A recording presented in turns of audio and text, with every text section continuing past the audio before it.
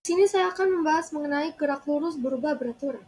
Kita akan masuk pada pengertiannya terlebih dahulu. Gerak lurus berubah beraturan adalah jenis gerakan di mana suatu benda bergerak sepanjang lintasan lurus dengan percepatan yang konstan. Dalam gerak ini, kecepatan benda meningkat atau menurun dengan tingkat perubahan yang tetap selama setiap interval waktu tertentu. Percepatan konstan ini menyebabkan perubahan kecepatan yang merata sepanjang lintasan, dan benda tersebut melalui jarak yang sama dalam interval waktu yang sama. Gerak lurus berubah beraturan adalah salah satu konsep dasar dalam fisika dan memiliki banyak aplikasi dalam kehidupan sehari-hari, seperti pergerakan kendaraan, gerak benda jatuh bebas, atau gerak benda yang dijatuhkan ke dalam air.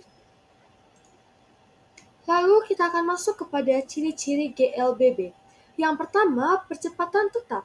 Benda mengalami percepatan dengan tingkat yang sama sepanjang waktu. Lalu yang kedua, kecepatan berubah merata.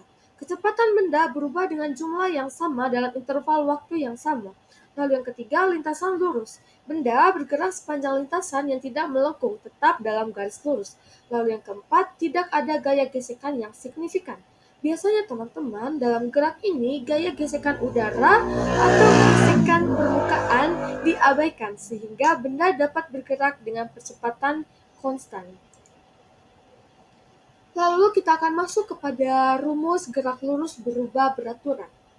Persamaan GLBB yaitu VT sama dengan VO tambah A dikalikan dengan T. Persamaan jarak GLBB sama dengan S sama dengan VO tambah VO dikalikan dengan T ditambah setengah A dikalikan dengan T pangkat 2. Persamaan kecepatan sebagai fungsi jarak yaitu VT pangkat 2 sama dengan 2 dikalikan dengan A dikalikan dengan S ditambah V pangkat 2 O, di mana VT sama dengan kecepatan akhir ditandai dengan M per S, A percepatan, M per S pangkat 2, T sama dengan waktu atau S, VO sama dengan kecepatan awal atau M per S. Kita akan masuk kepada contoh soalnya. Contoh soal yang pertama adalah sebuah mobil bergerak lurus dengan percepatan sebesar 2 meter per second pangkat 2. Awalnya mobil bergerak dengan kecepatan 10 meter per second.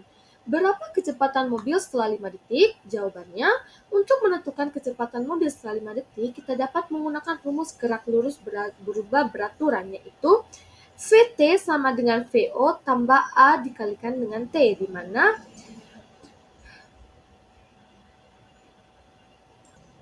Vn-nya sama dengan 10 meter per second, A-nya itu 2 meter per second pangkat 2, T atau waktunya itu 5 second. Lalu Vt sama dengan 10 tambah 2 dikalikan dengan 5, Vt sama dengan 10 tambah 10, 10 dihasilkan dari 2 dikali 5, jadi Vt-nya adalah 20 meter per second. Jadi kecepatan mobil setelah 5 detik adalah 20 meter per second. Lalu kita masuk kepada contoh soal nomor 2. Sebuah objek dilemparkan ke atas dengan kecepatan awal 20 meter per second. Jika percepatan gravitasi adalah 10 meter per second pangkat 2, berapakah waktu yang diperlukan objek untuk mencapai titik tertinggi? Jawabannya ke teman-teman, kita akan menggunakan rumus gerak lurus berubah beraturan untuk menghitung waktu. Percepatan negatif sama dengan negatif 10 meter per second pangkat 2 digunakan karena objek bergerak melawan gravitasi saat bergerak ke atas. Jadi 0 sama dengan 20 dikurangkan dengan 10. 10 sama dengan 20 atau dibagi jadi F sama dengan 2T. Jadi waktu yang diperlukan objek untuk mencapai titik tertinggi adalah 2 detik.